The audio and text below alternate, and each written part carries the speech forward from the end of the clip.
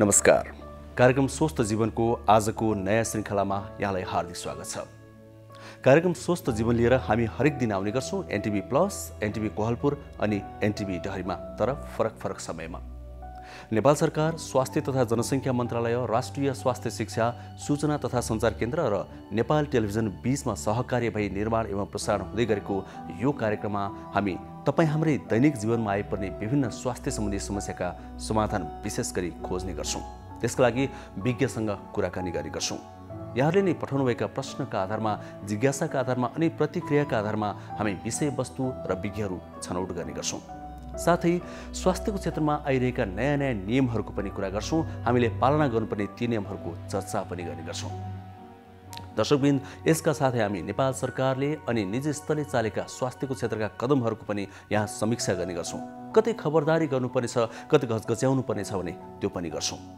समृद्ध नेपाल, सुखी नेपाली, हामी सबैले सँगालेको यो साझा राष्ट्रिय आकाङ्क्षा। यो राष्ट्रिय आकाङ्क्षा पूरा गर्न स्वास्थ्यको प्रत्याभूति हरेक मानिसले गर्नैपर्छ, हरेक नेपालीले गर्नैपर्छ। त्यसै कारणले नेपालको संविधानमा नै स्वास्थ्य सेवालाई मौलिक हकको रूपमा व्यवस्था गरिएको छ। त्यसो भए यो मौलिक हक हरेक नागरिकले प्राप्त गरिरहेका छन् त? छैनन् भने कहाँनिर कमजोरी भइरहेको छ? यो पनि हामी खोज्ने प्रयास गर्छौँ कार्यक्रममा। आज पनि हामीसँग यस्तै तपाईँ हाम्रो जीवनमा दैनिक रूपमा आइपर्ने विभिन्न समस्याका समाधानका उपायहरू छन् र केही सन्देशहरू पनि छन्। आउनुहोस् आजका विषयतिर लागौँ।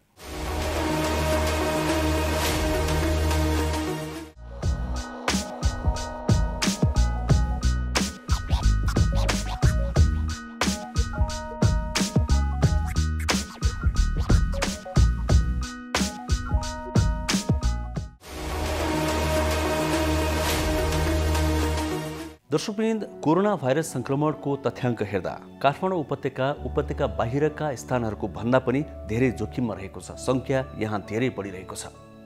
त्यसैले नेपाल सरकारले काठमाडौँ उपत्यकालाई लक्षित गरेर विशेष खालका तयारीहरू गरिरहेको छ, विशेष नियमहरू ल्याइरहेको छ। यो के छ त? तयारी के छ? नियमहरू के बनाइएका छन्? आज हामी यो विषयमा कार्यक्रममा विशेष चर्चा गर्नेछौँ। त्यसैगरी हामीले आज कार्यक्रममा उठाउने अर्को विषय रहेको छ गर्भवती र सुत्केरी महिला। सन्तान जन्माउनका लागि आफ्नो पेटमा सन्तान बोकेर बाँचिरहेका अनि काखमा शिशु बोकेर बाँचिरहेका सुत्केरी र गर्भवती महिलाहरूले के कस्ता कुराहरूमा सावधानी अपनाउनुपर्छ? महामारीबाट बच्न, त्यो भाइरसको सङ्क्रमण भइहालेमा त्यसबाट बच्न के कस्ता सावधानी अपनाउने? आजको कार्यक्रममा हामी यो पनि खोजनीति गर्ने प्रयास गर्दैछौँ। दर्शकवृन्द, हामीले पछिल्लो समयमा स्थानीय तहहरूले कोरोना भाइरस नियन्त्रणका लागि अनि स्वास्थ्यका लागि गरेका पहलहरूको पनि चर्चा गर्दै आएका छौँ। त्यसका लागि जनप्रतिनिधिहरूसँग हामीले कुराकानी गर्दै आइरहेका छौँ। त्यही क्रमलाई आज पनि हामी जोड्दैछौँ। हामी कर्णाली प्रदेशको हुम्लाको एउटा प्रसङ्ग यहाँ उठाउँदैछौँ। सुरुमा भने काठमाडौँ उपत्यकामा कोरोना भाइरस नियन्त्रण गर्नका लागि तयारी जुन गरिएको छ त्यस सन्दर्भमा हामीले तयार पारेको यो सामग्रीहरू। पछिल्लो समय कोरोना भाइरस सङ्क्रमित मध्ये 60% काठमाडौँमै देखिन थालेका छन्, तर यहाँ भिडभाड पनि बढेको छ। सङ्घीय सरकारका प्रवक्ता समेत रहनुभएका परराष्ट्र मन्त्री प्रदीप ग्यावालीले कोरोना विरुद्धको लडाईँमा काठमाडौँ पछि परेको बताउनुभयो। उपत्यका बाहिरका जिल्लाहरूले कोरोना नियन्त्रण गर्न राम्रो व्यवस्थापन गरे पनि काठमाडौँमा भने चुनौती देखिएको छ। देशकै हट स्पट भएका ठाउँलाई अहिले स्थानीय जनप्रतिनिधि लगायतको प्रयासबाट नियन्त्रणमा ल्याइएको छ। त्यहाँको असल अभ्यास काठमाडौँमा पनि अनुसरण गर्नुपर्ने देखिएको प्रवक्ता ग्यावालीले बताउनुभयो। काठमाडौँ उपत्यकामा बढ्दो सङ्क्रमणको अनुपातले चुनौती खडा गरेको छ। सरकारले बढ्दो चुनौतीलाई ख्याल गरेर आइसियु र भेन्टिलेटरको थप प्रबन्ध गरिरहे पनि त्यति मात्रै पर्याप्त नभएकोले सङ्क्रमण रोक्न नागरिकको सचेतना जरुरी देखिएको छ। सङ्क्रमणबाट जोगिन स्वास्थ्य सुरक्षाका उपाय अपनाउन र उल्लासका साथ चाडपर्व मनाउने अवस्था नभएकोले सुरक्षा सतर्कताका साथ दसैँ तिहार मनाउन उहाँले आग्रह गर्नुभयो। बाहिर कतिपय जिल्लाहरूले राम्रैसँग व्यवस्थापन गरेको देखिएको भए पनि काठमाडौँको व्यवस्थापनमा गम्भीर चुनौतीहरू पनि देखा परेका छन्। त्यसैले यसलाई कुनै पनि अर्थमा हल्का ढङ्गले नलिनको निम्ति म यहाँहरू मार्फत सबै आम दाजुभाइ दिदीबहिनीहरूमा आग्रह गर्न चाहन्छु।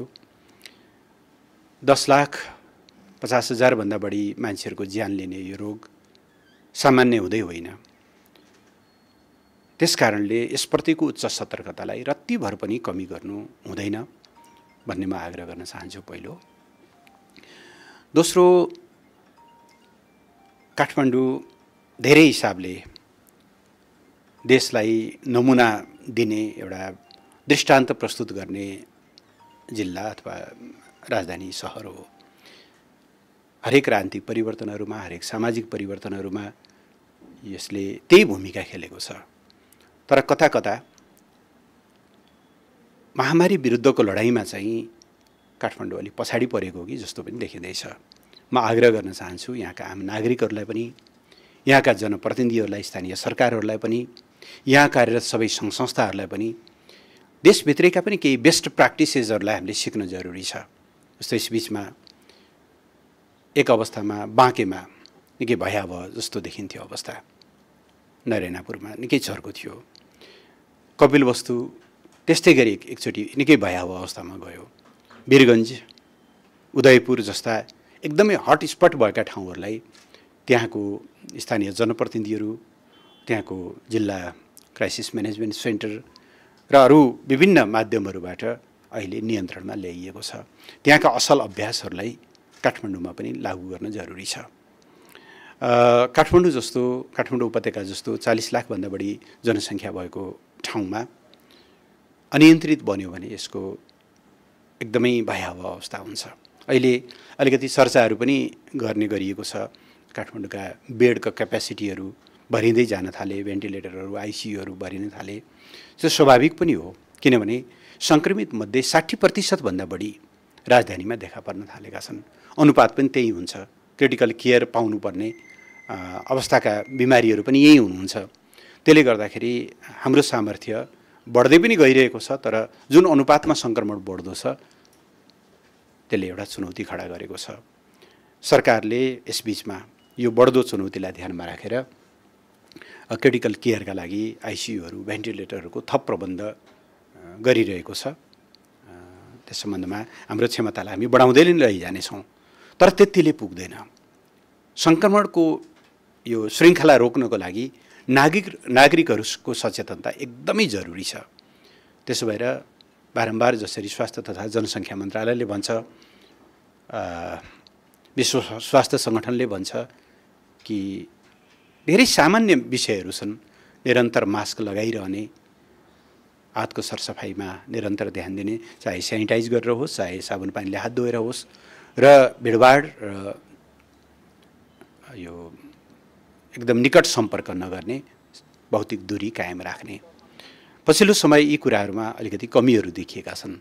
पसलहरूमा एकदमै भिड देखिने, विभिन्न खालका सभा समारोहहरू अथवा कार्यक्रमहरू हुने, यसले काठमाडौँमा यो स्थिति निम्त्याउनको निम्ति कहीँ न कहीँ भूमिका खेलिरहेको छ। त्यसबाट मेरो विनम्र आग्रह छ, स्थितिलाई जटिल बन्न नदिनका निम्ति सबै नागरिकहरूको सचेत साथको लागि, सहयोगको लागि म आग्रह गर्न चाहन्छु। चाडबाडहरू नजिक आउँदैछन्।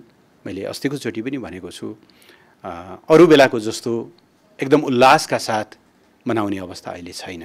त्यसो भएको हुनाले महामारीको बेलाका चाडहरू जस्तो हुन्छन्, त्यस्तो बेलाका भेटघाटहरू जस्तो हुन्छन्, यति बेला सतर्क रहनुपर्ने जे विषयहरू हुन्छन् त्यसमा सबैको ध्यान जाओस्। मैले अस्ति भनेको कुरालाई फेरि पनि दोहोऱ्याउँछु। अभिभावकहरूको, ज्येष्ठ नागरिकहरूको, हाम्रा बुवा आमाहरू, काका काकीहरू, हजुरबा हजुरआमाहरूको सुरक्षा हाम्रो निम्ति एकदमै महत्त्वपूर्ण छ। हाम्रो सानो पनि लापरवाहीले उहाँहरूको जीवनमा जोखिम पुर्याउन सक्छ। हामीले हाम्रो शिरमाथि रहने, सधैँभरि रहिरहनु पर्ने आशीर्वादका हातहरू सदाका लागि लथरिन सक्छन्। त्यो नहोस् भन्नका लागि प्रत्येक नागरिकहरू एकदमै सचेत बनौँ।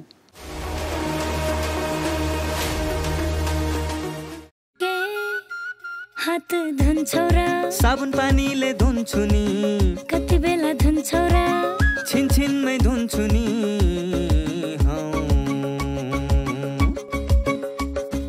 घरमा पस्दा, अफिस पस्दा सधैँ धुन्छु हात। कोरोनालाई यसै गरी भगाइदिन्छु म त घरमा पस्दा अफिस पस्दा सधैँ धुन्छु हात कोरोनालाई यसै गरी भगाइदिन्छु म त भान्सा छिर्नु अगाडि खाना खानु अगाडि जहाँ त्यही छोएपछि हातले छोपी खोकेपछि हात धुन्छौ र साबुन पानीले धुन्छु नि कति बेला धुन्छौ र छिनछिनमै धुन्छु नि कोरोनाबाट बच्ने 3 उपायहरू व्यक्ति व्यक्ति बीच 2 मिटर टाढा बस्ने घरबाट बाहिर निस्कँदा मास्क लगाउने र बेला बेलामा साबुन पानीले मिच्ची 20 सेकेन्डसम्म हात धुने कोरोनाबाट आफू पनि बचाऊ र अरूलाई पनि बचाऊ। नमस्ते। कोभिड-19 यौन सम्पर्कबाट फैलिन्छ या फैलिँदैन भन्ने बारे अहिलेसम्म कुनै प्रमाण भेटिएको छैन। केही केसहरूमा भाइरस वीर्य वा शुक्राणुमा फेला परेको त छ, तर शुक्राणुमा भाइरस सक्रिय अवस्थामा रहेको वा नरहेको यकिन गर्न सकिएको छैन। त्यसैले अहिलेसम्म यो भाइरस यौन सम्पर्कबाट फैलिन्छ भन्ने कुराको कुनै प्रमाण छैन।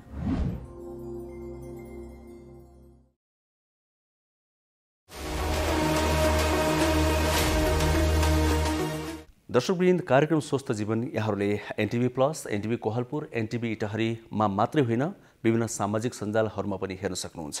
युट्युबमा हेर्न सक्नुहुन्छ, नेपाल टेलिभिजनको मोबाइल एप्लिकेसनमा हेर्न सक्नुहुन्छ अनि वेबसाइटमा पनि हेर्न सक्नुहुन्छ। कहाँ कहाँ कसरी हेर्न सक्नुहुन्छ हामीले स्क्रिनमा त्यसबारेमा देखाइरहेका छौँ। अर्को कुरा, यहाँहरूले सल्लाह प्रतिक्रिया सुझाव पनि हामीले दिन सक्नुहुन्छ, प्रश्न गर्न सक्नुहुन्छ, ती माध्यम पनि हामीले स्क्रिनमा देखाइरहेका छौँ। आउनुहोस् आजको अर्को विषयतिर लागौँ। जब कुनै पनि महिला गर्भवती हुन्छन् तब सन्तान जन्माउने एउटा ठुलो उमङ्ग बोकेर ती महिला बाँचिरहेकी हुन्छन्। तर अहिले समय यस्तो आइदियो, कोरोना भाइरसको त्रास, त्यसबाट कसरी बच्ने निकै ठुलो चुनौती थपिएको छ। त्यसैगरी सुत्केरी महिला जसले काखमा शिशु बोकेर बाँचिरहेका हुन्छन्, ती सुत्केरी महिलालाई पनि अहिले अर्को त्रास थपिएको छ। सन्तान जन्माउँदाको खुसी भन्दा पनि कोरोना भाइरसको त्रासले बढी पिरोलिरहेको छ गर्भवती र सुत्केरी महिलाहरूलाई। त यस्तो अवस्थामा त्यस्ता महिलाले कसरी बच्ने, के कस्ता सावधानी अपनाउने, आजको कार्यक्रममा हामी अब एकैछिन यो विषयमा एउटा विशेष सामग्री प्रस्तुत गर्दैछौँ। गत चैतदेखि भदौसम्मको तथ्याङ्क अनुसार करिब 100 जना सुत्केरी तथा गर्भवतीले ज्यान गुमाएका छन्। अघिल्लो आर्थिक वर्षको तुलनामा यो आर्थिक वर्षको मृत्युदर दोब्बरभन्दा बढी हो। महामारीको समयमा कोभिडको जोखिमसँगै लकडाउन हुनु, स्वास्थ्य संस्थासम्म पुग्ने साधन नहुनु, सुविधायुक्त अस्पताल बन्द हुनु जस्ता कारणले मृत्युदर बढेको छ। पछिल्लो समय सुविधायुक्त अस्पतालमा सुत्केरी हुनेको सङ्ख्या घटेको छ भने बर्थिङ सेन्टर र घरमै बच्चा जन्माउनेको सङ्ख्या वृद्धि भएको छ। सामान्य स्वास्थ्य संस्था र घरमै डेलिभरी हुँदा आवश्यक स्वास्थ्य सेवाको अभाव हुने भएकोले समेत जोखिम बढेको विशेषज्ञहरूले बताएका छन्। गर्भवती र सुत्केरीमा जुनसुकै समयमा पनि स्वास्थ्य जटिलता देखिन सक्ने विशेषज्ञहरूको भनाइ छ। गर्भवती महिलाको लागि महामारीको समयमा अस्पतालसम्म समयमै पुग्न नसक्नु नै मुख्य समस्या देखिएको छ। सुत्केरी हुँदा अत्यधिक रगत बगेर शल्यक्रिया गर्नुपर्ने अवस्था तथा विभिन्न कारणले सुत्केरीको ज्यान गइरहेको छ। पौष्टिक आहारको कमी, सङ्क्रमणको डरका कारण मानसिक तनाव, समयमै अस्पतालसम्म पुग्न नसक्नु जस्ता विभिन्न कारणले गर्भवती र सुत्केरीले समस्या भोगिरहेका छन्। कोभिड-19 को महामारीमा गर्भवती र सुत्केरीले अपनाउनु पर्ने सजगताबारे हामीले वरिष्ठ स्त्रीरोग विशेषज्ञ डाक्टर नूतन शर्मासँग संवाद गरेका छौँ। नर्मली सुत्केरी मान्छे या प्रेग्नेन्ट मान्छेले कुनै स्पेसिफिक सुविधै अपनाउनु पर्छ भन्ने छैन। यो कुरा एकदम क्लियर गर्न चाहन्छु म। यो प्रिकसन्स भनेको सबैको लागि हो, it's almost the same. Pregnant women र सुत्केरी मान्छे अरू नर्मल मान्छेको कम्पेरिजनमा अलिकति इम्युनिटी कम हुन्छ, इम्युनो कम्प्रोमाइज हुन्छ भने हामी अलिकति बढी आतिन्छौँ अनि अलिक बढी प्रिकसन्स लिन भन्छौँ। पर ideally it's not that dangerous. Normally 3टा मेन कुरा छ जस्तो हामी सबैलाई थाहा छ। First is self protection, second is obviously social distancing and third is boosting immunity. यो तीनटा कुराले म एकदम राम्ररी फोकस गर्न चाहन्छु। अब now self defence or self protection is very simple. Mask लाउनु पर्यो। अब यो मास्कको पनि धेरै कुरा छ, कसैले N95 लाउनुपर्छ, कि कसैले 2टा मास्क लाउनुपर्छ, कि मास्कले कसरी चेन्ज गर्नुपर्छ, एकदम कन्फ्युजन छ। यो अहिलेको अब covid itself is a very new disease, एकदम भर्खरै आएको छ यो। यस्तो पनि छैन कि हामीसँग धेरै स्टडिज छ कि धेरै प्रुफ छ कि यसको के गरेर के हुन्छ भनेर, होइन। We are still on to it and हामी स्टडी गरिरहेछौँ त्यसमा। पर अहिलेसम्मको स्टडिजले र अहिलेसम्मको एक्सपिरियन्सले यो भन्छ कि मास्क भनेको it's only a simple protection. तपाईँको त्यो राम्रो धोको कटनको मास्क होस् कि तपाईँको नर्मल मास्क हो, फिल्टर मास्क लाउनु हुँदैन। अब फिल्टर मास्क किन लाउनु हुँदैन भने तपाईँको लगाउने मान्छेको इन्फेक्सन पनि अरूमा सर्न सक्छ, अरूको इन्फेक्सन पनि उहाँमा जान सक्छ। So you can use any mask, जुन पनि मास्क युज गर्न मिल्यो। हजुरले 6 आवर्सभन्दा मास्क लाउनु भएन, डिस्पोजेबल लाउनुहुन्छ भने मास्कको पनि युज डिपेन्ड गर्छ कि कुन ठाउँमा युज गर्नुहुन्छ। मेडिकल प्रोफेसनल्सको लागि म कुरै गर्दिनँ अहिले, किन हामी नर्मल पब्लिकको लागि कुरा गरिरहेछौँ। मेडिकल प्रोफेसनल्सको लागि कति लेयर लाउने, N95 लाउने, सबै छुट्टै कुरा हो। फेसियल लाउने, पहिला नर्मल मान्छे जस्तो घरमा बसिराख्नु भएको छ, घरमा किन मास्क लाउने भन्छन्। घरमा पनि मास्क लाउनु पर्यो, किन घरमा त हजुर एक्लै बस्नुहुन्न, काम गर्ने मान्छे आउँछ, लुगा धुने मान्छे आउँछ, यिनीहरूबाट पनि सङ्क्रमण हुनसक्छ। धेरैचोटि मैले अहिले डेलिभरिजको टाइममा हेरेको छु, होइन, म त पुरो कतै पनि निस्केको छैन डाक्टर साहब, म त घरमा चाहिँ मेरो कसरी पोजिटिभ आयो। So there are people who are coming inside. घरमा आउने मान्छेहरूले पनि इन्फेक्सन लिएर आउँछ। सो मास्क लाउने एउटा कुरा भयो। सेकेन्ड कुरा हो एउटा बानी डेभलप गर्नु पर्यो, आफै एउटा सेफ डिस्टेन्सिङ हो। जस्तो तपाईँ अब जस्तो पहिलाको टाइम जस्तो एरा छैन अहिले। हामी जहाँ पनि हिँड्छौँ हामीले एउटा सोच्नु पऱ्यो कि 2 मिटर भनेको एउटा आफै माथि एउटा रेन्ज बनाइदिने। म कतै पनि नजिक जान्न, म गएँ भने म कुर्छु, बरु एकछिन वेट गर्छु, त्यसपछि मात्र गर्छु। कसैलाई भेट्छु भने हात जोडेर भेट्छु। यो कुराहरू डेभलप गर्न बानी गर्नु पर्यो। हातले सकेसम्म हातले मुखनिर लाउने बानी नहोस्। नर्मली प्रायः त हामी त्यही गर्छौँ। We should not, we should ideally keep our hand separate.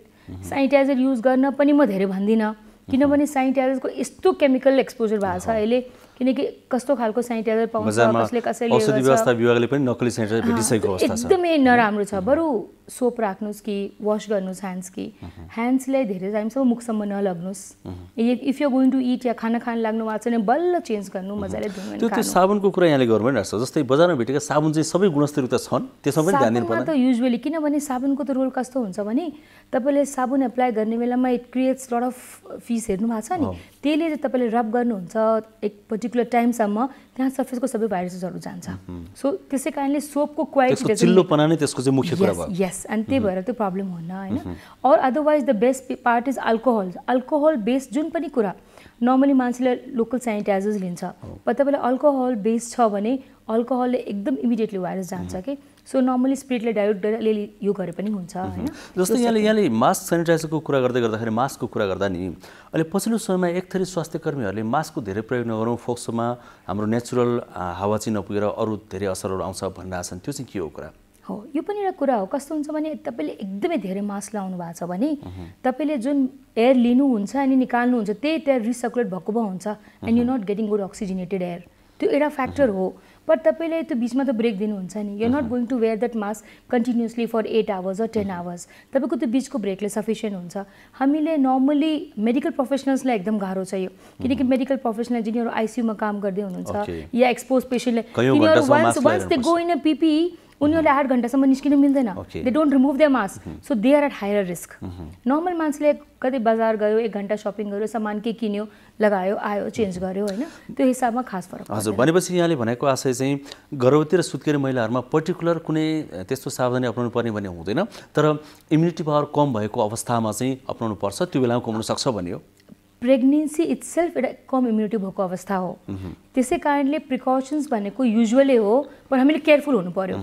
अहिलेसम्मको जति पनि रिसेन्ट स्टडिज आएको छ त्यसमा प्रेग्नेन्ट वुमेनले त्यस्तै गाह्रो हुन्छ भन्ने छैन अरू पेसेन्ट्सको कम्पेरिजनमा, पर यदि प्रेग्नेन्ट पेसेन्ट क्रिटिकल हुन्छ भने उसको मोर्टालिटी हाई हुन्छ अरू पेसेन्ट्सको कम्पेरिजनमा। जस्तै कुनै प्रेग्नेन्ट वुमनलाई कोरोना भाइरस पोजिटिभ देखियो भने त्यो बच्चालाई इफेक्ट गर्ने सम्भावना कतिको हुन्छ? एकदमै कम छ। प्लासेन्टल ट्रान्समिसन एकदमै नैको बराबर छ। त्यसै कारणले बच्चालाई ट्रान्समिट हुनु भनेको जन्मेपछि बच्चालाई यदि मास्क लाएन भने या क्लोज कन्ट्याक्टमा आयो भने एरोजोल रुटले मात्र ट्रान्समिट हुने हो। आमाबाट प्लासेन्टाबाट या यो पाठेघरबाट जाने ट्रान्समिसन हुन्न। हजुर, नेपालमा कोरोना भाइरसको कारण मृत्यु भएकी भनेर सिन्धुपाल्चोक जो महिला कुराहरू उनी सुत्केरी महिला थिइन्। त्यस कारणले पनि यो चाहिँ नेपालमा अलिक संवेदनशील हो कि भनेर लिइराखेको छ होइन। सुत्केरी महिलाहरूको अवस्थामा के छ? सुत्केरी महिलाको अवस्थामा अभियसली डेलिभरी भएको पेसेन्टको इम्युनिटी कम हुन्छ। फेरि हाम्रो समाजमा कस्तो छ भने मैले जहाँसम्म यहाँ हेरेको छु एकदमै सोसल आइसोलेसन एकदमै बढी गर्ने रहेछ। नर्मली हामीले कति प्रेग्नेन्ट पेसेन्टले सिजेरियन गरेपछि डेलिभरी गएपछि तपाईँ मासु खानुहोस्, तपाईँ अन्डा खानुहोस्, तपाईँ गेडागुडी खानुहोस्, खानु हुँदैन, जाउलो मात्र खाने। They have some things which are very uncommon. त्यसले पनि डाइटले पनि इम्युनिटी कम गराउँछ। त्यतिकै पनि डेलिभरी भएपछि एउटा स्ट्रेस हुन्छ पेसेन्टमा। त्यसपछि मलाई कस्तो लाग्छ भने कोभिड भएपछि पेसेन्ट्सले एप्रोचै पाउँदैन। हाम्रो यहाँ डेथ भएको मोस्ट अफ द कारण नेग्लिजेन्सले हो। किनभने एउटा पोजिटिभ पेसेन्टले झन् बढी केयर पाउनु पर्यो, झन् न्युट्रिसन पाउनु पर्यो, झन् एफेक्सन पाउनु पर्यो, यहाँ झन् आइसोलेसन भएर बिचरा केही पनि पाउँदैन। सोसाइटीमा डिस्क्रिमिनेसन यो स्टिग्माहरू त फेरि अर्को पाटो भयो होइन, त्यो छ। अब एकजना महिला सुत्केरी हुन्छ या गर्भवती हुन्छ, ऊ धेरैतिर हिँड्न पनि सक्दैन, कहीँ जान पनि सक्दैन, जानु पनि भएन यो टाइममा। तर फ्यामिलीमा भित्रै पनि या सोसाइटीमा डिस्क्रिमिनेसन एकदमै धेरै पनि हुनेछ। त्यो एउटा पाटो भयो होइन। हेल्थकै कुरा गर्दाखेरि चाहिँ अर्को एउटा इम्पोर्टेन्ट कुरा यसमा के छ भने मान्छेले यहाँ कस्तो फिल हुन्छ भने कोभिड लागेपछि त्यो पेसेन्ट गयो, त्यो एकदम रङ कन्सेप्ट हो। यो त एउटा भाइरस हो। हामीले पिसिआर गर्ने बेलामा हामी डायग्नोज गर्छौँ कि यो भाइरस यो मान्छेमा छ, बट द्याट डजन्ट मिन ऊ इन्फेक्टेडै हो या उसले भाइरस क्यारी गरेर ऊ क्यारियर पनि हुनसक्छ। जहिलेसम्म पेसेन्टलाई सिम्पटम छैन, उसको भाइरल लोड कम हुन्छ अनि उसले अरूले सार्न चान्सेस एकदमै कम हुन्छ। त्यसै कारणले यो पनि थाहा हुनुपर्ने जरुरी हो। कोही पोजिटिभ हुने बित्तिकै आइसोलेसनमा बस्नु पर्यो, उसले डाइट मेन्टेन गर्नु पर्यो, भिटामिन सीदेखि अरू कुराहरू लिनु पर्यो, टेम्परेचर हेरिराख्नु पर्यो, स्याचुरेसन हेर्नु पर्यो भने हस्पिटलमा मेडिकल निड लिनु पर्यो। But that does not mean कि त्यो पेसेन्टले एकदमै इन्फेक्टेड भयो अनि के गाह्रो हुन्छ, त्यस्तो छैन। हजुर, एउटा डाटाले पनि देखाएको छ नि, जस्तै यो भेन्टिलेटर अनि आइसियु चाहिने चाहिँ रेट चाहिँ महिलाहरूको लागि कम छ भनेर। यस, यो रिसेन्ट डाटाले के भनेको छ भने यो जति पनि केसेस भएको छ त्यसमा मर्ने मान्छे केटा मान्छे बढी छ। Men have died more, men have needed more of ICU admissions and men have been more on ventilators as compare to females. बढी भएको कारणले हो यो। मलाई यस्तो लाग्छ यो मिडल एजेड वुमेन्समा इस्ट्रोजेनको कारणले पनि अलिकति प्रोटेक्टिभ फिनोमिनन हो कि इस्ट्रोजेन हार्मोनले प्रोटेक्टिभ फिनोमिनन गर्छ कि सम्भावना मात्रै त्यो भयो। तर यो कारण के हो भन्ने कुरा चाहिँ एक्ज्याक्टली थाहा छैन। यो त अहिले भक्क स्टडिज आउँदैछ, सो अहिले अझै कति टाइम लाग्छ यसलाई क्लियर हुनलाई। अब हामीले धेरै कुरा गरिसकेपछि हाम्रो अन्तिम कन्क्लुजन एउटा कुरा हुने गर्छ क्या, जस्तै कसरी बच्ने भन्ने हो होइन। जस्तै अब अहिलेको सिचुएसनमा यदि कोही प्रेग्नेन्ट हुनुहुन्छ महिला भने या सुत्केरी हुनुहुन्छ भने उहाँले सामान्य समस्या हुँदैमा हस्पिटल गइहाल्ने अवस्था छैन होइन। अनि चाहिँ अब यो घरमा कसरी सावधानी अपनाउने, डक्टरहरूसँग कसरी कन्ट्याक्ट गर्ने या बेसिक कुरा के हुनसक्छ त्यस्तो अवस्थामा? यो एकदम इम्पोर्टेन्ट। 3 फेजमा यसलाई डिभाइड गर्न मिल्छ। पहिलो कुरा त कोही पेसेन्ट एकदम नर्मल छ, कसैको पोजिटिभ आयो त्यही कारणले ऊ टेस्ट गराउन गएको। जस्तो मेरो घरमा कोही पोजिटिभ आयो, म त टेस्ट गराउनु पर्यो नि, म छ कि छैन। त्यो मान्छे यदि पोजिटिभ आयो भने खास फरक पर्दैन, उसले सिम्पटम्स छैन भने केही पनि गर्न पर्दैन, नर्मल एक्टिभिटिज कन्ट्री बट आइसोलेसनमा बस्नु पर्यो। बिकज त्यो पेसेन्टले अरूलाई सार्न सक्छ भनेर आइसोलेसनमा बस्नु पर्यो। That is first important thing. यो पेसेन्टले सावधानी राख्नु भनेको अभियसली फिभर आयो कि होइन, 3टा मेन सिम्पटम्स हुन्छ। सबभन्दा पहिला ज्वरो, पहिला एकदम ज्वरो भन्थ्यो, but it's not only fever, severe body ache हुने, एकदम म्यालेज हुने, एउटा कुरा स्मेल र टेस्ट नआउने, डायरिया हुने, यो 3 टाइपको सिम्पटम्स हुने बित्तिकै patient should be alert. Second important कुरा हो, यो भएपछि फिभर आयो भनेको सबै फिभर या सबैले रुगाखोकी लागेको त पिसिआर गर्नै पर्छ भन्ने छैन। यो भएपछि if you feel patient is symptomatic and PCR positive छ भने स्याचुरेसनहरू हेर्नु पर्यो। स्याचुरेसन पनि फल भएको छ, उसले सास लिने अप्ठ्यारो भएको छ, उसले मेडिकल हेल्प चाहिन्छ त्यस्तो बेलामा चाहिँ चाहिन्छ। बट यो फ्याक्ट यो स्टेजमा पुग्न भनेको ओन्ली 15 to 20% पिपल हो। हजुर, भन्नाले धेरै ज्वरो आयो भने, सास फेर्न गाह्रो भयो भने त्यस्तो अवस्थामा जाने। यस, मेनली कुरा सास लिने, स्मेल एन्ड टेस्टको सेन्सेसन। धेरै पेसेन्ट्स अहिले मेरो आइभिएफमा इटसेल्फ 2 जना पोजिटिभ भयो, जिनीहरूले सिम्पटम्स केही पनि थिएन, बट दे जस्ट ह्याड कि के पनि टेस्ट आएन, पकाउने बेला पनि केही बुझिन अनि खाने बेला पनि टेस्ट आएन, अनि 3 दिनपछि फेरि सास लिने अप्ठ्यारो पनि भयो, 1-2 दिन गाह्रो पनि भयो। यो भाइरसको टेस्टसँग पनि सम्बन्ध छ? टेस्टले पनि थाहा हुन्छ? टेस्टले के हुन्छ भने यो भाइरसले यहाँको एरिया कभर गर्छ अनि टेस्ट बड्स र यिनीहरूले इन्फेक्ट गर्छ अनि त्यही कारणले त्यो सेन्सेसन लस हुन्छ। टेस्ट त हाम्रो जिब्रो लिने हैन र? जिब्रोको पछाडिको सेन्सेसन्स त जान्छ नि। ओके, त्यसको कनेक्सन त उता हुन्छ हैन।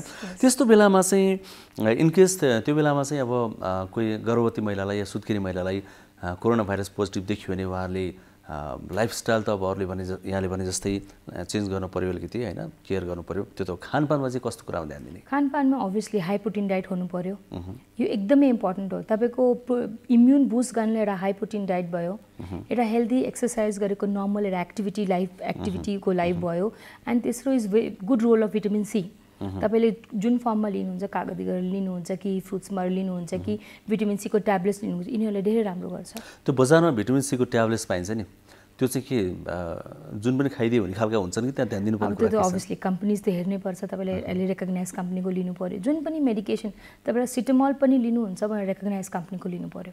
त्यस्तो लिँदाखेरि यो अरू बेलामा पनि काम लाग्ने प्रश्न हो कि जस्तै अब कम्पनी नै भन्न त नमिला हामीले कुन राम्रो होइन। त्यस्तो औषधि लिँदाखेरि चाहिँ त्यहाँ हेर्ने कुराहरू केही हुन्छ होला नि, बेसिक कुरा यो चाहिँ हेर्नुहोस् भन्ने बेसिक कुरा क्या त्यो? यदि कुनै मेडिसिन तपाईँको डक्टरले प्रिस्क्राइब गरेछ भने उसले अभियसली सोचेर प्रिस्क्राइब गर्छ कि म एउटा राम्रो कम्पनीको रेकग्नाइज मेडिसिन प्रिस्क्राइब गर्छु। यदि त्यो मेडिसिन फार्मासिस्टले दिएन भने हजुरले त्यही डक्टरले कन्सल्ट गरेर डक्टर साहब यसको सेकेन्ड अप्सन के हो, यो मैले पाइनँ, अनि कन्सल्ट गरेर मात्रै लिनु पर्यो। You should not take the medicine as prescribed by the pharmacist. त्यो एकदमै रङ हो। भिटामिन सीको लागि चाहिँ ट्याब्लेट्स लिएर कतिपय व्यक्तिहरूले आफ्नो बच्चाहरूलाई पनि खुवाइरहेको पाउँछौँ। बच्चालाई खुवाउनु हुन्छ कि हुँदैन? त्यो मिल्छ, बच्चालाई खुवाउनु पनि मिल्छ। त्यो साइड इफेक्ट के हुँदैन? त्यस्तो छैन, भिटामिन सीको साइड इफेक्ट युजुअली छैन। ओके, अब अलिकति यो हामीले टेक्निकल कुरा गऱ्यौँ, कम्प्लिटली टेक्निकल, यो बिरामीको पर्सपेक्टिभबाट कुरा गऱ्यौँ होइन। यहाँहरूको स्वास्थ्य कर्मीहरूले चाहिँ अहिलेको यो टाइममा बिरामीको ट्रिटमेन्ट कसरी म्यानेज गर्नु भएको छ? एकदमै रिस्क हुन्छ हस्पिटल त होइन, त्यहाँ कसरी यो एकदमै इम्पोर्टेन्ट कुरा पनि हो, अनि हामीले यसलाई सेल्युट पनि गर्नुपर्छ। किनभने मैले जतिको हेरेको छु, people are not paying that much attention. मान्छेले यो भ्याल्यु ल्याएको छैन कि मेडिकल पर्सन्सले कति काम गरिराखेको छ। आज मेडिकल पर्सन्सले काम नगर्यो भने अवस्था के हुन्थ्यो इमेजिन गर्न सकिन। त्यसै कारणले इट्स भेरी डिफिकल्ट। अब जिनीहरू बिचाराले हस्पिटलमा काम गर्छन् तिनीहरूले घरमा गाह्रो हुन्छ। घरमा गाह्रोपछि घरमा बुढी आमा हुन्छ कि बुवा हुन्छ कि बच्चाहरू हुन्छ कि अझ रेन्टमा बस्नेहरू त घरबाटै निकालिदिएको पनि हामीले कति कुरा केसेस सुनेका छौँ। सो डिफिकल्ट छ, पर हामीले सबै पिपी प्रोभाइड गर्छौँ, हामीले यो प्रोभाइड गर्छौँ। वाट वी डु इज हामी ड्युटिज पनि कन्टिन्युसली राख्दैनौँ। फर इक्जाम्पल हजुरले 4 दिन ड्युटी गर्नुभएको छ, you taken off for 4-5 days and again join. So त्यसै कारणले ग्याप दियो भने त्यति इनोकुलेसन पनि हुन्न भाइरसलाई, मेडिकल पर्सनले पनि रेस्ट पाउँछ, त्यही हिसाबमा मिलाएर ड्युटी गर्ने हो। But I think every is doing its. And अझै नराम्रो समय आउँदैछ अनि we are all prepared for that. आउँछ है नराम्रो समय, किन अहिलेसम्म पिक त पुगेको छैन। एउटा पिक पुग्नलाई त पुरो पपुलेसनको 35-40% पपुलेसन त इन्फेक्ट हुनु पर्यो। हामी त्यो लेभल क्रसै गरेको छैन। पुग्छ नै भन्ने हामी कसरी अनुमान गर्न सक्छौँ? यो त देखिरहेछ त, ग्राफ यसरी गएको छ अहिले। पहिला 500, 1000, 3000, 4000, 5000 केसेस आउन थालेछन् डेली। सो एन्ड त्यो पनि we are not screening randomly. अहिले त patients are voluntary doing test and we are getting those reports. एउटा कुरा नि, जस्तै हरेक हस्पिटलमा ट्रिटमेन्टको लागि भनेर गइसकेपछि पहिला पिसिआर टेस्ट गर्न लगाउने चलन छ होइन, अहिले गर्न लागेको छ, त्यो कम्पलसरी गरेको छ। डेलिभरी केस जस्तै त्यहाँ डेलिभरी केसको लागि कोही आइसकेको छ, त्यहाँ अर्जेन्ट छ, पहिला पिसिआर टेस्ट गर्नुहुन्छ कि पहिला डेलिभरी गराउनुहुन्छ? आज बिहान 6 बजे एउटा पेसेन्ट 4:30-5 बजे एडमिट भएको, 32 विक्सको ट्विन प्रेग्नेन्सी आइभिएफको, बेथा लिएर पानी फुटेर आएको, 4:30 कि 5 बजे उहाँ भर्ना भन्नुभएको, 6-6:30 बजे मैले सिजेरियन गरेको छु, अनि त्यसपछि बल्लै पिसिआर पठाएको छु। Because I can not wait for a PCR. त्यही त कुरै आउँदैन। इमर्जेन्सिजको लागि त हामी वेट गर्दैनौँ नि, हामी पिपी युज गर्छौँ, हामी प्रिकसन्स लिन्छौँ। त्यो सेवा दिनु पऱ्यो। जो मान्छेले मैले 9 महिना हेरेको छु उसले उसको गाह्रो टाइममा 6 घन्टा कुर्दियो भने त खत्तम भएन। So there is no chance of doing a PCR for this people. हामी स्ट्रेट अवे केस गर्छौँ, हामी मान्छे चाहिँ ह्यान्डल गर्छौँ, एन्ड त्यसपछि कन्भिनियन्स टाइममा पिसिआर पठाउँछौँ and we wait for the report. त्यसपछिको पोजिटिभ रिपोर्ट आएपछि फेरि हाम्रो आफ्नै स्क्रिनिङको प्रब्लम हुन्छ and we have to screen our staff एन्ड सबै टिमको गर्नु पर्यो हैन। अब गर्भवती महिलाहरूले यदि पोजिटिभ भइहाल्यो भन्ने कुरालाई म एकचोटि फेरि जोड्न चाहन्छु होइन। यदि पोजिटिभ भइहाल्नु भयो भनेदेखि उहाँहरूको लागि केयर गर्नु पनि एक्स्ट्रा कुरा त परेन, खानेकुराहरू त्यही लाइफस्टाइलको कुरा त्यति राम्रो भइहाल्यो होइन। धेरैजनाले प्रश्न चाहिँ हामीलाई बच्चाहरूलाई हुन्छ कि हुँदैन, के फरक पर्छ भनेर सोध्नुहुन्थ्यो, त्यो पर्दैन यहाँले भनिहाल्नु भयो होइन। अब गर्भवती महिलाहरूले यदि पोजिटिभ भइहाल्यो खण्डमा एक्लै बस्न सक्ने अवस्था पनि हुँदैन होइन। अब सुत्केरी महिलाले पनि एक्लै बस्न सक्ने अवस्था हुँदैन, केयर गर्ने कोही न कोही चाहिन्छ। जस्तै बच्चा सानो छ भने त केयर गर्न चाहियो होइन।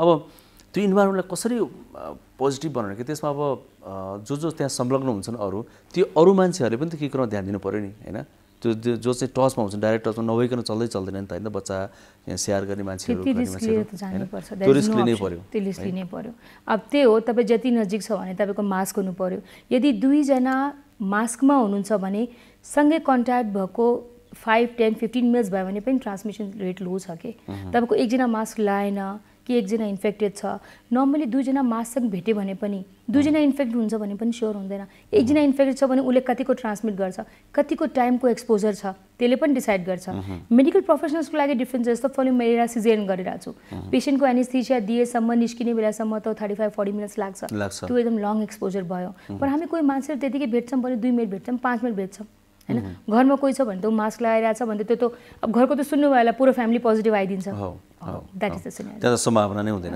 हैन सबैजना केयर गर्नु भएको उपाय नै भएन यो इम्युनिटी डेभलप पनि गर्नु पर्यो सबैले है अब इन्फेक्ट नभइकन इम्युनिटी डेभलप नगरिकन पनि हुँदैन there has to be herd immunity जहाँ एउटा पपुलेसनले इन्फेक्ट भएर रिकभर गर्यो अनि त्यो रेट कम हुँदै जान्छ पर अहिले फेरि रिइन्फेक्सनको पनि चान्सेस धेरै आछ कि जिनीहरू नेगेटिभ हुन्छन् तिनीहरू फेरि पोजिटिभ हुन सक्छन् अनि तिनीहरू पोजिटिभ हुनेमा तिनीहरूले झन् क्रिटिकल पनि हुन सक्छ त्यो थुप्रो केसेस आछ त्यो पनि केयरफुल हुने कुरा हो पछिल्लो समयमा बिरामीहरूको संख्या घटेको छ है पक्कै यहाँहरुकोमा अलिअलि नट द्याट मच अब किनभने म त बान्जुपन र ल्याप्रोस्कोपी गर्छु अनि इमर्जेन्सीज हेर्छु इमर्जेन्सीज पेसेन्ट्स कम हुने कुरामा डेलिभरी रोक्नै सक्दैन आइभीएफको सम्म त मलाई उल्टै राम्रो लाग्यो रेस्पोन्स पेसेन्ट्सहरूले अब घरमै बस्नुपर्ने रहेछ रेस्टेड छ they are working from home so बरु आइभीएफ गरौँ सजिलै हुन्छ रेस्टिभ गर्नुपर्छ भने they are more preferring more of IVF हैन सो त्यही हिसाबमा त्यस्तो धेरै त चेन्जेस छैन पर अभियसली नर्मल पपुलेसनको हिसाबमा नर्मल स्क्रिनिङको हिसाबमा पेसेन्ट्स कम भएको छ यहाँहरूले त्यसमा घरमा पनि के टेलिफोनबाट या इन्टरनेटको प्रयोग गरेर के सजेसन भाइबर व्हाट्सएपमा रिपोर्ट्स पठाउनु भन्छौँ हामी त्यसमा रिप्लाई गरिदिन्छौँ only for checkups we are calling them otherwise बाँकी सबै त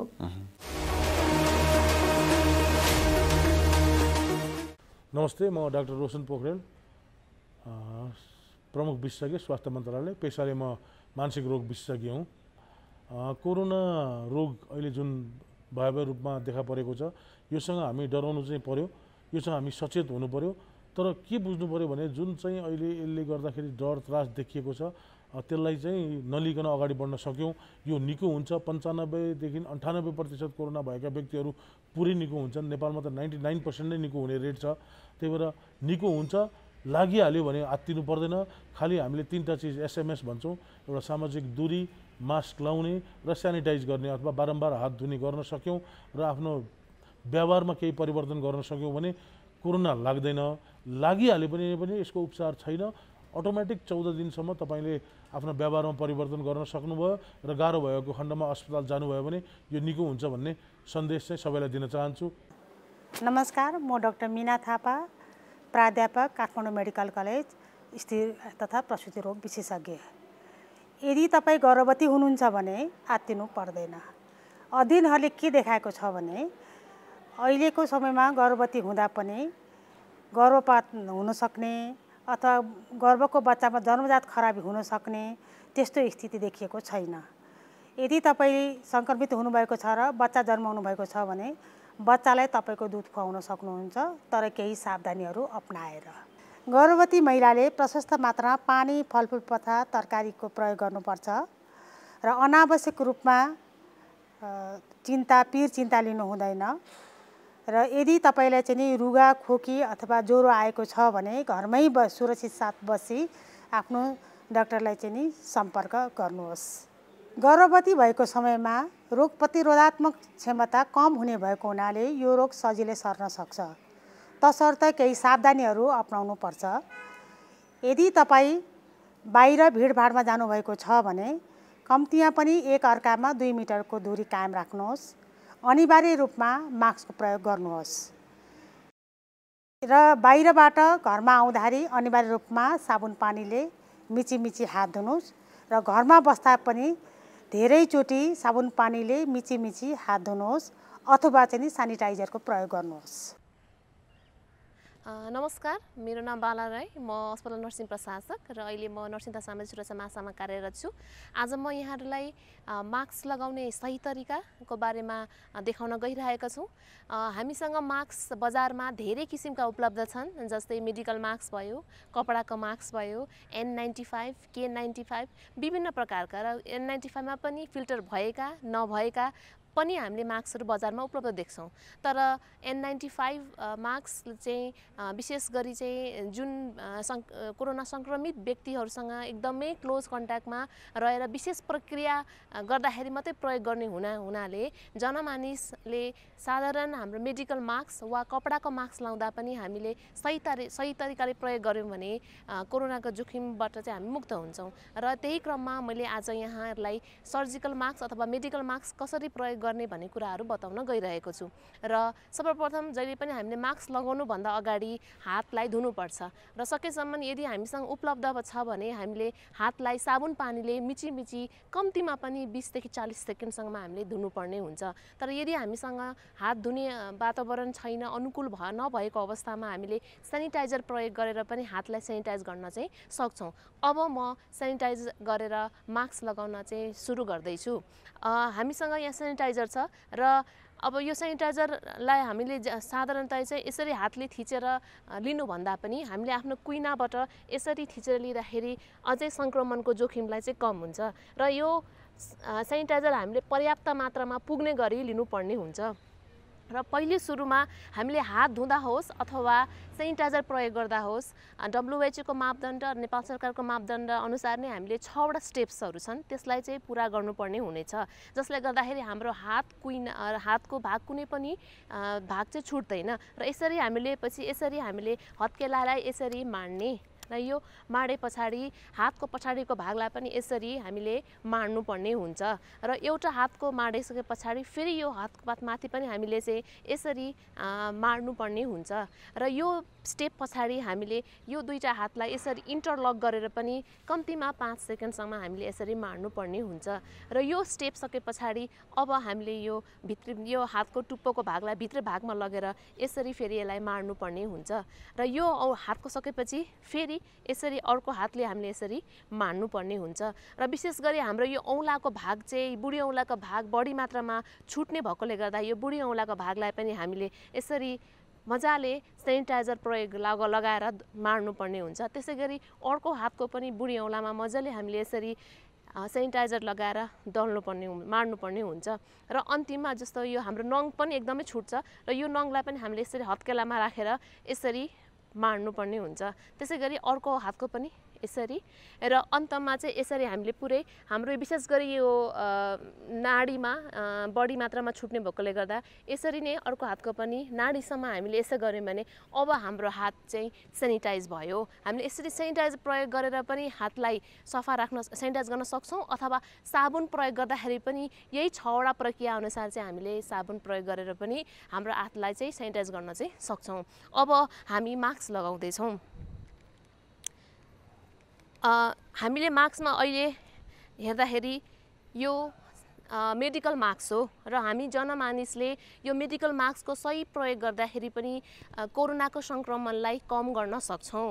र नयाँ मास्क प्रयोग गर्दाखेरि जहिले पनि हामीले यसरी इलास्टिक ब्यान्डलाई समाउने, यो बाहिरी भाग अथवा भित्री भागलाई हातले छुनु हुँदैन। र यो मेडिकल मास्कमा पनि 3टा पत्रहरू हुन्छ, त 3टा लेयर हुन्छन् र यो 3टा लेयरले चाहिँ आफ्नो काम गरेका हुन्छन् हैन। र हामीले मास्कको छनौट गर्दाखेरि पनि यो 3टा लेयर भएको मास्कको छनौट गर्नुपर्ने हुन्छ। र यसरी अब हामीले हेर्दाखेरि बजारमा विभिन्न किसिमका लेयर मास्कहरू हुन्छ, जस्तो साधारणतया चाहिँ यो निलो रङकै हुन्छ, तर सेता रङको पनि मास्कहरू पाइन्छ। त्यसको लागि अगाडि पछाडि भाग कसरी छुट्याउने भन्दाखेरि यो अगाडिको भागमा यहाँले देख्नु भएको छ होला, यो प्लेटहरू के छ त तलतिर चाहिँ गएको छ र अलिकति गाढा निलो रङमा छ। त्यसै गरी भित्री भागमा सेतो र अलिकति हल्का रङमा हुन्छ र यो प्लेटहरू चाहिँ माथितिर फर्केको हुन्छ।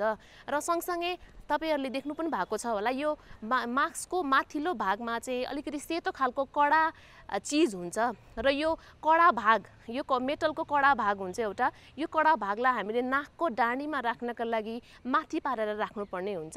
र जहिले पनि मास्क प्रयोग गर्दाखेरि एकचोटि निकालेर हामीले मास्कलाई हेर्नुपर्छ कुनै पाल छ कि अथवा कुनै ड्यामेज भएको छ कि भनेर यकिन गरे पछाडि अब यो मास्कलाई यो इलास्टिक ब्यान्डको सहयोगले यसरी आफ्नो नाक मुख छोप्ने गरी लगाउनु पर्ने हुन्छ।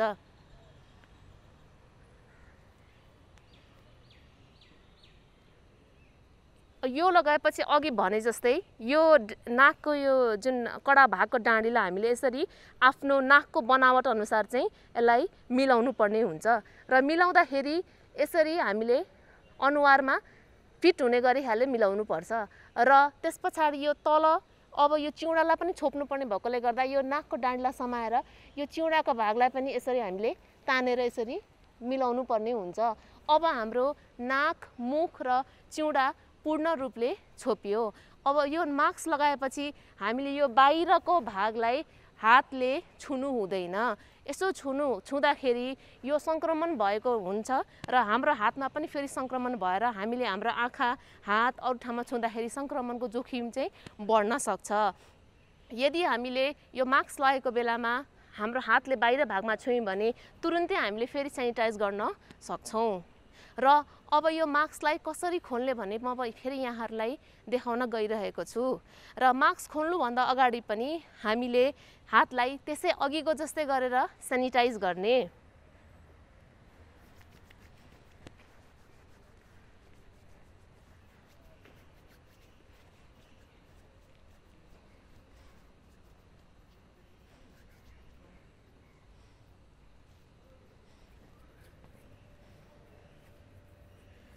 अब यदि हातमा देखिने खालको फोहोरहरू छन् भने हातलाई साबुन पानीले धुनुपर्छ। यदि देखिने फोहोर छ भने अनि देखिने फोहोर नभएको अवस्थामा अथवा साबुन पानी नभएको अवस्थामा हामीले सेनिटाइज गर्न सक्छौँ। र यो मास्क निकाल्दाखेरि अलिकति आफू अलिकति अगाडि झुके पछाडि कतै पनि नछोइकन यो कानको इलास्टिक ब्यान्डलाई यसरी निकाल्ने र निकाले पछाडि हामीले यसरी एउटा प्लास्टिक ब्यागमा राख्ने र यो प्लास्टिक ब्यागलाई यसरी हामीले मुख बन्द गरेर यसलाई ढक्कन भएको डस्टबिनमा हामीले यसरी विसर्जन गर्न सक्छौँ। र यसरी राम्रो व्यवस्थित गरेर हामीले मास्कलाई विसर्जन गर्यौँ भने सङ्क्रमणको जोखिमलाई कम गर्न सक्छौँ। दर्शकवृन्द, जब कुनै समस्या आउँछ, जब कुनै विपत्ति आउँछ, तब हरेक मानिसले उत्तिकै साथ र हात दिनु जरुरी हुन्छ। किनभने एकजनाको मात्रै प्रयासले, एउटा तह र निकायको मात्रै प्रयासले विपत्तिबाट पार पाउन प्राय असम्भव हुन्छ। कोरोना भाइरसको सङ्क्रमणले जुन विपत्ति हामी कहाँ ल्याइदिएको छ त्यसको निवारणका लागि पनि सङ्घीय सरकारको प्रयासलाई प्रदेश र स्थानीय तहले गरेको सहयोग र साथ पक्कै पनि प्रभावकारी बनेको छ। यसमा दुई मत छैन। त्यसै क्रममा आज हामी कर्णालीको एउटा जिल्ला हुम्लाको कुरा गर्दैछौँ। हुम्लाका एकमात्र सङ्घीय सांसद छक्क बहादुर लामाको अनुभव हामी प्रस्तुत गर्दैछौँ, जो त्यहाँका स्थानीय जनताको सारथी बन्नुभएको छ। के छ त उहाँको अनुभव, के छ त्यहाँ कोरोना भाइरसको सङ्क्रमणको अवस्था, हामी एकैछिन यो सामग्री प्रस्तुत गर्दैछौँ। अहिलेको यो युग चाहिँ बजार अर्थतन्त्रको युग हो। बजार अर्थतन्त्र युगको लागि चाहिँ मान्छे जनताहरू शिक्षित हुनुपर्ने, जनताको स्वास्थ्य राम्रो भएको हुनुपर्ने र शिक्षाको चाहिँ हैसियत राम्रो हुनुपर्ने, अनि मात्रै यो के भन्छ तपाईँको चाहिँ मोड अफ प्रोडक्सनलाई ह्यान्डल गर्न सकिन्छ। तर अब यहाँ चाहिँ के भइदियो भने नेपालमा तीनवटा सरकार भइदियो। एउटा केन्द्रीय सरकार, एउटा प्रदेश सरकार र एउटा स्थानीय सरकार। र प्रदेश सरकार र स्थानीय सरकार चाहिँ इम्प्लिमेन्टरी रोल खेल्ने होइन, स्वास्थ्यको जुनसुकै विकास निर्माणको। मलाई चाहिँ हामी चाहिँ केन्द्रीय चाहिँ सांसदहरू चाहिँ सङ्घीय सांसद भनौँ न, चाहिँ नीति निर्माण गर्ने रे, कानुन बनाउने रे के। त्यसैले यसरी चाहिँ यो संविधानले यसरी नै हाम्रो चाहिँ एउटा आफ्नो रोल तोकिएको हुनाले, त्यो अधिकार क्षेत्र तोकिएको हुनाले अब अगाडि जस्तो हो भने केन्द्रीकृत शासन व्यवस्था थियो भने यो सबै काम चाहिँ मेरो हातबाट हुन्थ्यो, मेरो पहलमा हुन्थ्यो। अब अहिले सङ्घीय उसमा चाहिँ तपाईँको प्रायः जस्तो स्वास्थ्यहरू चाहिँ विशेषतः स्थानीय लेभलबाट र तपाईँको प्रदेश सरकारी हेर्ने र केन्द्रबाट पनि केही हदसम्म हेर्ने। त्योमा मेरो पहल चाहिँ के भयो भने केन्द्रीय सरकारबाट प्रत्येक गाउँ वडा लेभलमा चाहिँ 1500 हेल्थ पोस्ट भन्नु पऱ्यो, एउटा सानो मिनी हस्पिटल भनौँ न। अनि जिल्ला स्तरमा चाहिँ हुम्लामा तपाईँको जिल्ला स्तरमा एउटा मात्रै 1500 अस्पताल छ। अहिले त्यसलाई चाहिँ हाम्रो चाहिँ त्यसले अपग्रेड गराउने हो, त्यो चाहिँ पोलिसी भनेको छ।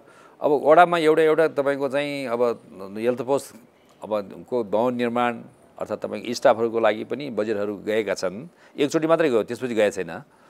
र फेरि हाम्रो पनि माग के छ भनेदेखि तपाईँ दुर्गम जिल्ला हो, अब उत्तरी क्षेत्र जस्तो लिमी जस्तो ठाउँमा एउटा गाउँबाट अर्को गाउँमा जाँदालाई तपाईँ धेरै समय लाग्ने र फेरि हिउँ परिरहने, हिउँदमा होइन भएको हुनाले एउटा वडाको एउटा चाहिँ स्वास्थ्य नीति जुन लागू अरू जेनरल उसमा गरेका छन् सरकारले, त्यो चाहिँ हामीलाई अपुग छ। त्यसैले हामी भूगोल विशेषलाई हेरेर त्यो स्वास्थ्यको तपाईँको चाहिँ हेल्थ पोस्टहरू माग्नुपर्ने अवस्था देखिन्छ र मैले मागेको पनि छु र फेरि यसमा जोड दिनेवाला छु। त्यो क्षेत्रको लागि कस्ता कस्ता विषय समेट्नुपर्छ भनेर पहल गर्नुभयो? अब समस्या चाहिँ के छ भनेदेखि वास्तवमा जनप्रतिनिधि हो तपाईँको, त्यसै कारणले त्यहीँकै हावापानी हामीलाई थाहा हुन्छ बढी होइन। अब केन्द्रमा त्यो एकीकृत रूपमा नेपालको त धेरै अब हिमालय देश नेपाल हो होइन, अनि त्यसैले तपाईँको यहाँ हिमालयमा त्यो इको जोनहरू तपाईँको थुप्रै छन्, तराई छ, भित्री मधेस छ, पहाड छ, अनि त्यसमा चाहिँ अल्पाइन सब अल्पाइन हिमालय छ नि।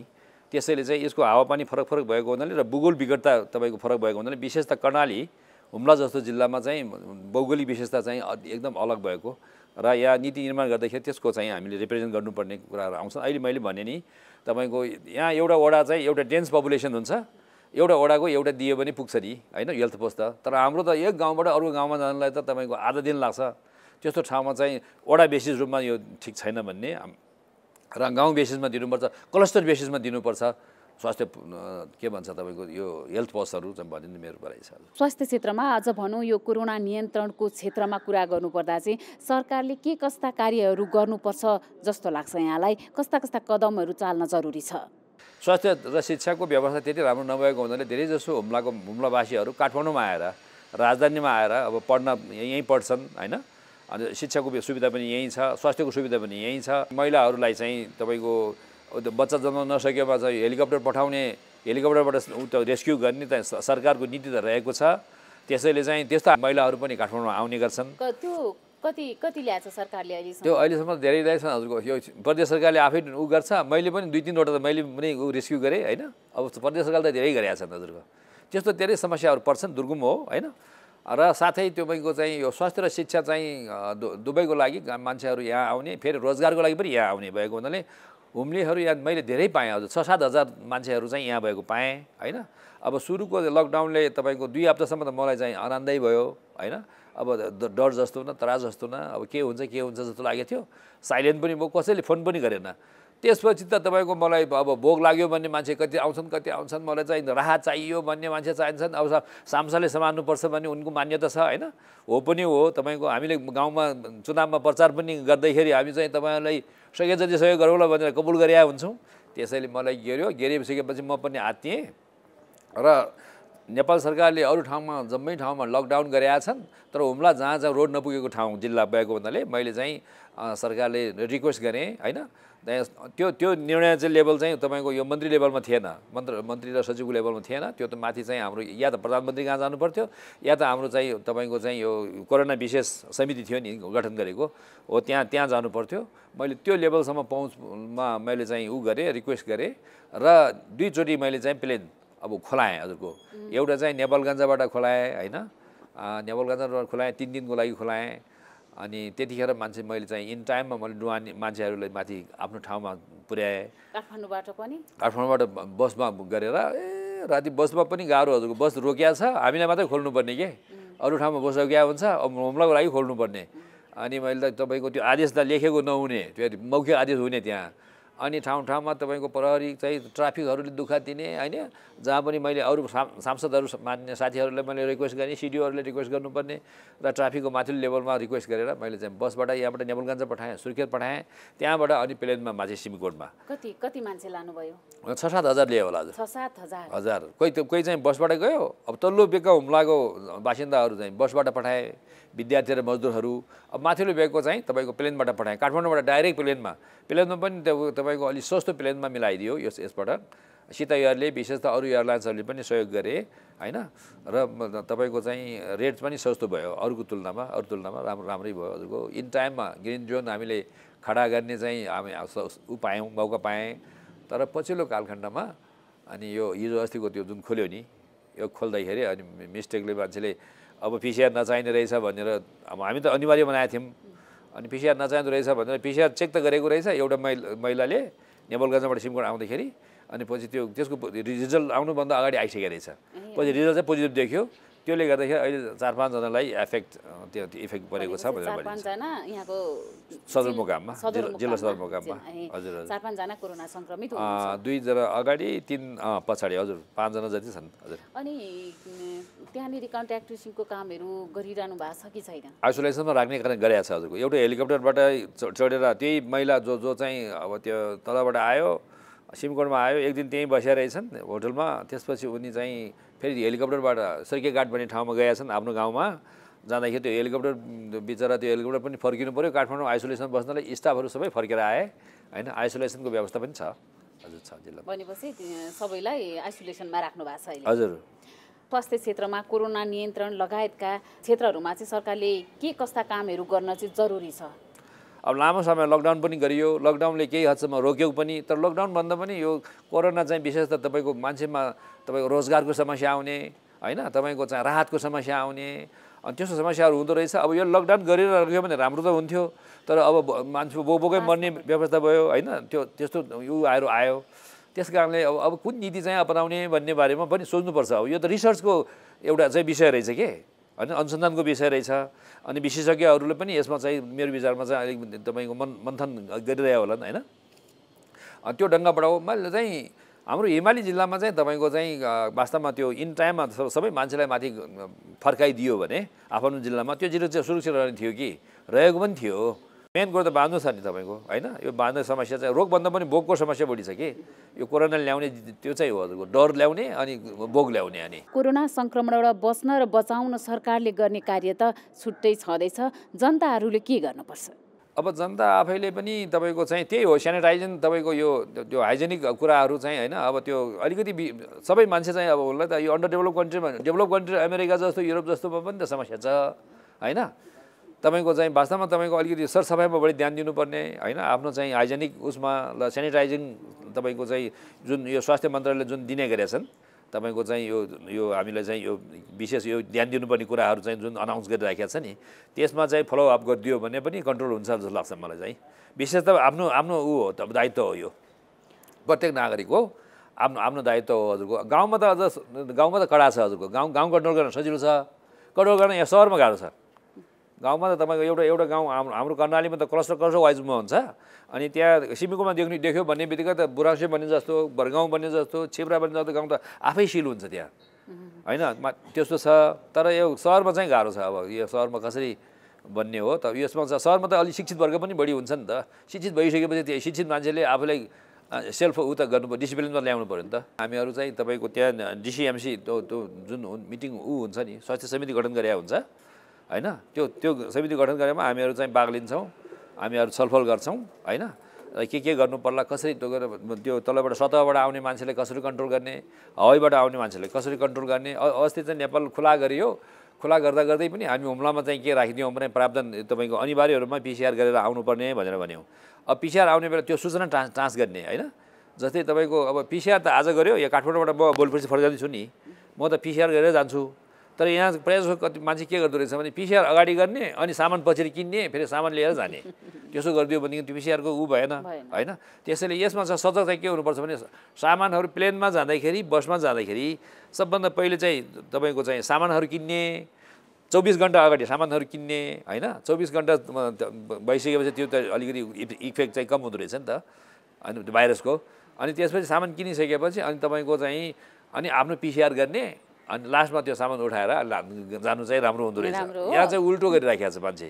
पिसिआर गरेको छु, म त पिसिआर गरेको छु भन्छ, सामान किन्न बजारमा गइहाल्छ, अनि त्यहाँबाट सामान किनेर ल्याउँछ। अनि 24 घन्टाको त्यो ऊ चाहिँ त्यो टाइम चाहिँ दिएको छ कि छैन त्यसमा पनि ध्यान दिनुपर्दो रहेछ। र म यही मिडियाबाट त्यही भन्न चाहन्छु सबैलाई, तपाईँको चाहिँ हामीले चाहिँ यो पिसिआर गर्दाखेरि यो ढङ्गबाट गरेर होइन, सामान किन्दाखेरि यातायात गर्दाखेरि सामान अगाडि 24 घन्टाभन्दा अगाडि 24, 30, 40 घन्टा अगाडि किनेर राखेर आफ्नो घरमा चाहिने हामीहरू त त्यस्तै गर्छौँ, प्लेनमा जाने होइन।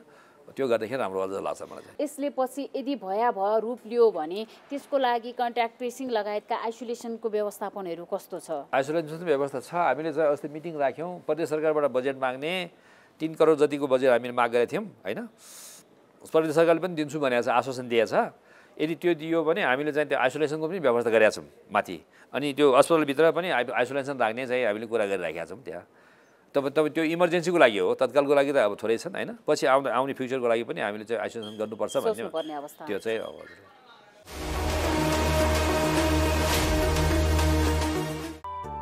स्वास्थ्य सम्बन्धी महत्त्वपूर्ण नम्बरहरू। स्वास्थ्य सम्बन्धी कुनै पनि जानकारी र सहयोगका लागि स्वास्थ्य तथा जनसङ्ख्या मन्त्रालयका हटलाइन नम्बरहरू 1115 र 1133 वा मोबाइल नम्बर 985112 55839। एम्बुलेन्स सेवाको लागि 102 र 112।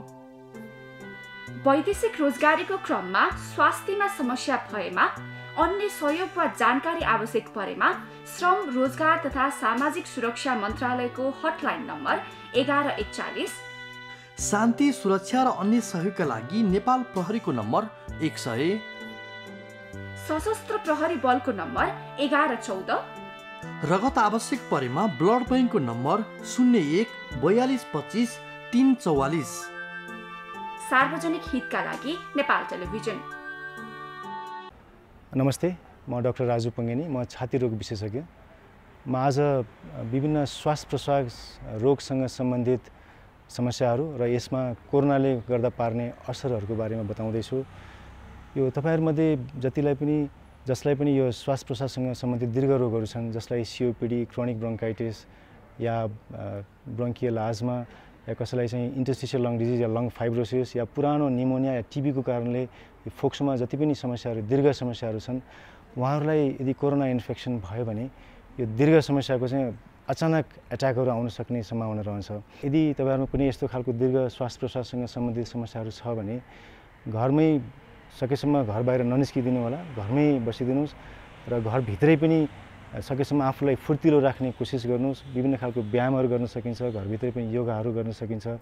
यो श्वास प्रश्वाससँग सम्बन्धित यो फिजियोथेरापी एक्सर्साइजेसहरू पनि गर्न सकिन्छ र सँगसँगै प्रोटिनयुक्त यो पोषिलो आहारहरू पनि गर्दै गर्नु होला। घरमा पनि सकेसम्म आफू बाहिर हिँड्ने आधा घन्टासम्म हिँड्नुभयो भने पनि शरीर अलि फुर्तिलो रहन्छ। र केही समस्या पर्यो, जस्तै सास फेर्न अचानक गाह्रो भयो, ज्वरो आयो, या चाहिँ खकार बाक्लो हुन थाल्यो, खकारमा पहेँलोपना आउन थाल्यो, या खकारमा रगत आउन थाल्यो, कुनै पनि लक्षणहरू देखियो भने चाहिँ नजिकैको स्वास्थ्य चौकीमा स्वास्थ्य कार्यकर्ता या डाक्टरसँग सम्पर्क राख्नु होला। र यदि केही समस्या परेर तपाईहरुसँग कुनै डाक्टरको नम्बर छ, तपाईलाई पहिलादेखि देखाइराख्नु भएको डाक्टर हुनुहुन्छ भने उहाँहरूलाई फोनमा सम्पर्क गरेर उहाँहरूसँग सोधेर यो विभिन्न उपायहरू चाहिँ अवलम्बन गर्नु होला। र अर्को चाहिँ यो कोरोनाबाट बच्नको लागि जति पनि हामीले कुराहरू गर्छौँ, सामाजिक दूरी कायम गर्ने, बाहिर हिँड्दाखेरि मास्कको प्रयोग गर्ने, सरसफाइमा ध्यान दिने, यी सबै कुराहरू गरिदिनु होला। यो चाहिँ तपाईहरु आफू पनि बस्नु होला र सँगसँगै अरूलाई पनि आफ्नो संक्रमण सर्न सक्छ कि भनेर त्यो पनि ख्याल गरिदिनु होला। दर्शकवृन्द, कार्यक्रम स्वस्थ जीवनमा हामीले बारम्बार आग्रह गर्दै आएका छौँ कि कहिले पनि लापरवाही नगरौँ। समस्या आउँछन् तिनको समाधान खोजौँ, स्वास्थ्य कर्मीलाई भेटौँ, स्वास्थ्य संस्थामा गइहालौँ, घरमै बस्दा पनि या कार्यालयमा बस्दा पनि सावधानी अपनाऊ। कोरोना भाइरसको संक्रमणबाट बच्नको लागि पनि हामीले ती उपाय अपनाउनु अत्यन्तै अपरिहार्य छ। हामी अब अन्तिममा छौँ, हामी बिदा माग्दैछौँ। त्योभन्दा अगाडि केही कुरा हामीले भन्नै पर्छ। कार्यक्रममा तपाईले नै पठाउनुभएका प्रश्नका आधारमा, जिज्ञासाका आधारमा हामी विषयवस्तु र विज्ञहरू छनौट गर्ने गर्छौँ।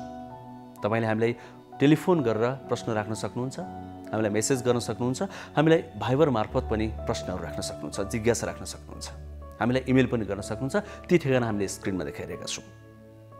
NTV प्लस, NTV कोहलपुर र NTV इटहरी बाहेक पनि विभिन्न सामाजिक सञ्जालहरू मार्फत पनि यो कार्यक्रम हेर्न सक्नुहुन्छ। यहाँहरूकै प्रतिक्रियाका आधारमा पनि हामी कार्यक्रम तय गर्ने गर्छौँ, विषयवस्तु र विषयहरू छनौट गर्ने गर्छौँ। फेरि पनि भन्छौँ, जहाँ छौँ त्यही सतर्क हौँ। चाडबाड नजिकै छ, चाडबाड आयो भन्दैमा धेरै हौसिएर भाइरसबाट सङ्क्रमित नबनौँ, त्यसका लागि सावधानी अपनाऊ। अहिलेको सबैभन्दा मुख्य र महत्त्वपूर्ण कुरा भनेको त्यही नै हो। भोलि फेरि आउँछौँ। आजको लागि हामी सबैजनालाई बिदा दिनुहोस्। हस्त, नमस्ते।